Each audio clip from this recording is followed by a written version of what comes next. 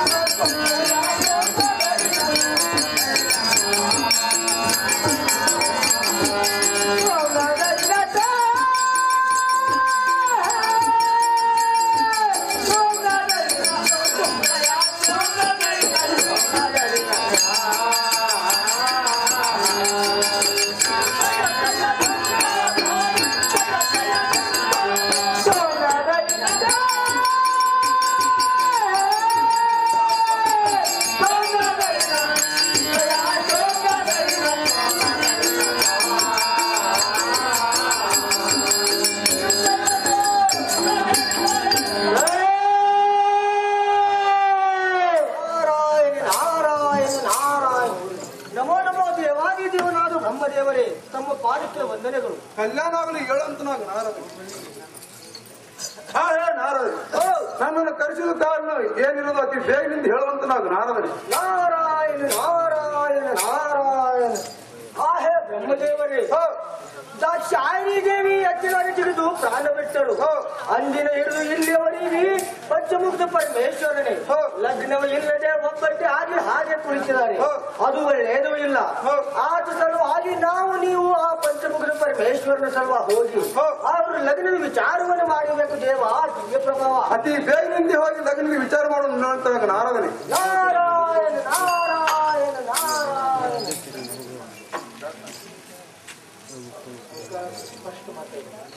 ನಮೋ ನಮೋ ದೇವಾದಿ ದೇವನಾಥ ಪಂಚಮುಖ ಪರಮೇಶ್ವರನೇ, ತಮ್ಮ ಪಾದಕ್ಕೆ ಈ ನಾರನ್ನು ಹರಿಸಿಕೊಳ್ಳ ಅನಂತ ಕೋಟಿ ಕೋಟಿ ಪ್ರಣಾಮಗಳು. ಆಶೀರ್ವಾದಾಗಲಿ ಹೇಳುವಂತರಾಗಲಿ ನಾರಾಯಣರೇ. ಆಹೇ ನಾರಾಯಣರೇ, ನೀವು ಬಂದು ವೃತ್ತಾಂತ ಹೇಗಿರುವುದು ತಿಳಿಸುವಂತರಾರಿ. ನಾರಾಯಣ ನಾರಾಯಣ. ಆಹೇ ಪಂಚಮುಖ ಪರಮೇಶ್ವರನೇ, ಶಾಯಿನಿ ದೇವಿ ಎಡ್ಡುಗಳಿಂದ ಪ್ರಾಣ ಬಿಟ್ಟರು. ಅಂದಿನಿಂದ ಇಲ್ಲಿವರೆಗೆ ನಾವು ಲಗ್ನವಿಲ್ಲದೆ ಹಾಗೆ ಕುಳಿತೀರಿ. ಆದ ಸಲುವಾಗಿ ನಾವು ಬ್ರಹ್ಮದೇವರ ಕೂಡಿಕೊಂಡು ತಮ್ಮದು ಲಗ್ನ ವಿಚಾರ ಮಾಡಬೇಕಂದು ಬಂದಿದ್ದೇವೆ. ದೇವ ದಿವ್ಯ ಪ್ರಭಾವ ಆಗಲಿ ನಾರಾಯಣರೇ, ನಿಮ್ಮ ಇಚ್ಛೆ ಆಗಲಿ. ಹೇ ನಾರದ, ನೀವು ಅದಿರಾ ಪಟ್ಟಣಕ್ಕೆ ಹೋಗಿ ಹೇಮರಾಜನ ಮಗಳನ್ನು ಶಿವನಿಗೆ ಕೊಡ್ಲಿಕ್ಕೆ ನಿಶ್ಚಯ ಮಾಡ್ಕೊಂಡು ಬರುವಂತ ನಾರದನೇ. ಆಗ್ಲಿ ದೇವಾದಿ ದೇವನಾಥ ಪಂಚಮುಖ ಪರಮೇಶ್ವರೇ ಮತ್ತು ಬ್ರಹ್ಮದೇವರೇ ಪಟ್ಟಣಕ್ಕೆ ಹೋಗಿ ಬರ್ಲಿಕ್ಕೆ ದಯಪಾಯಿಸಿ. ದೇವ ದಿವ್ಯ ಪ್ರಭಾವ ಅತಿ ಬೇಗನಿಂದ ಹೋಗಿ ಬರುವಂತ ನಾರದ. ನಾರಾಯಣ ನಾರಾಯಣ ನಾರಾಯಣ.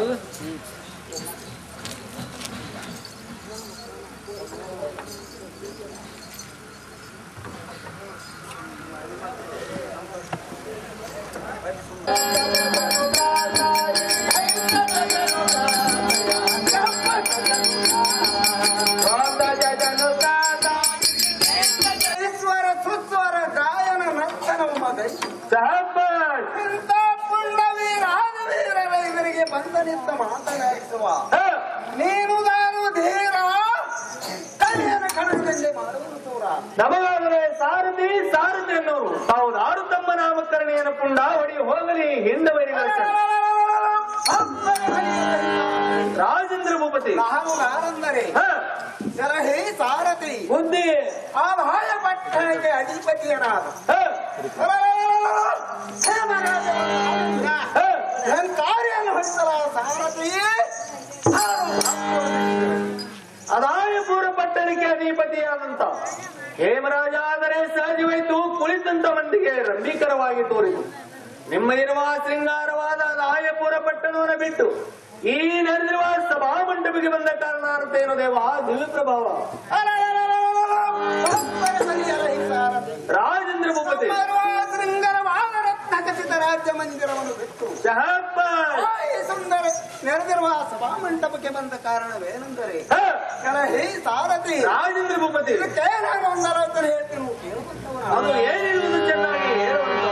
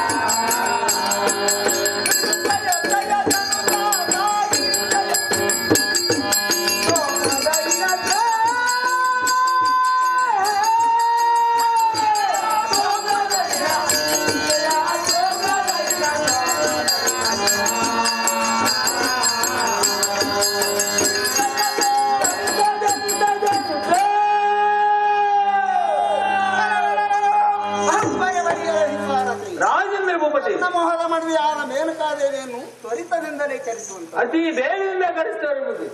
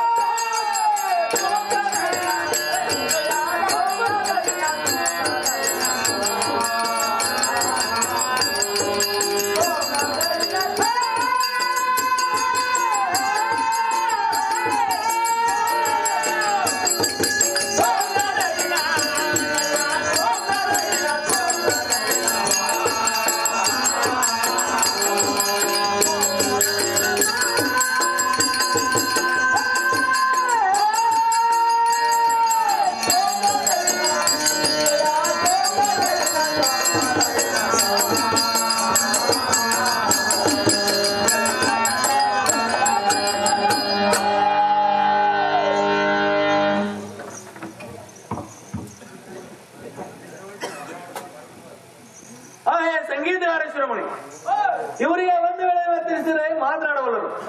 ಇವರು ಯಾರಿರುವರು ಯಾರಿಲ್ಲ ವಿಚಾರ ಮಾಡಿ ಹೇಳುವಂತವರಾಗಲ್ಲ ಈ ಸಂಗೀತಗಾರ ಶಿರೋಮಣಿ.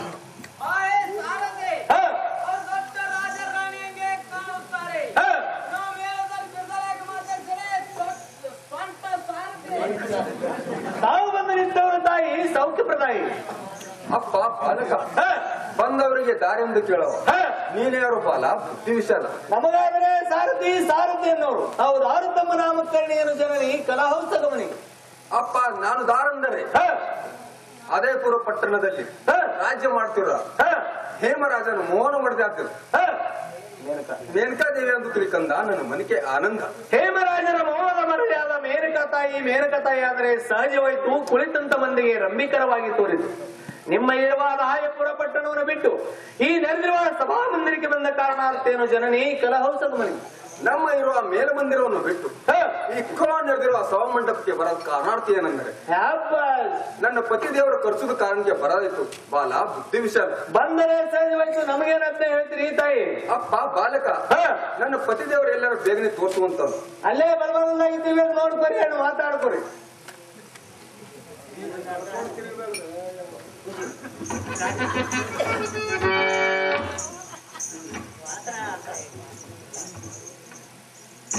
ನಮೋ ನಮೋ ಪತಿ ದೇವರೇ, ನಿಮ್ಮ ಪಾದಕ್ಕೆ ವಂದನೆ. ಆಶೀರ್ವಾದ ಆಗಲಿ ಹೇಳುವಂತಕ್ಕೆ ನಾವು ಆಯೇ ಪತಿ ದೇವರೇ ಸಲಹಿ ಪ್ರಾಣಕಾಂತ ಇದು ಅಲ್ಲಾದ್ರೆ ಮತ್ತಾದ ಒಂದು ಆಲೋಚನೆ ಕೇಳುವಂತ.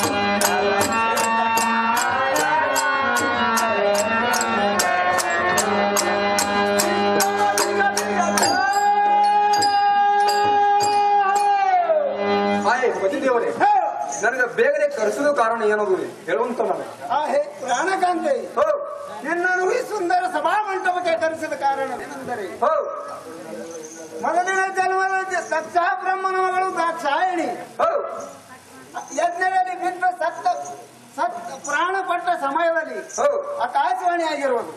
ಅವು ಹ್ಯಾಂಗಂದರೆ ಅದು ಏನು ಚೆನ್ನಾಗಿ ಹೇಳಿ ಹೇಮರಾಜನ ಮನೆಯಲ್ಲಿ ಪಾರ್ವತಿಯಾಗಿ ಹುಟ್ಟಿ ಬಂದು ಹಿಮಾಚಲ ಪರ್ವತದಲ್ಲಿ 12 24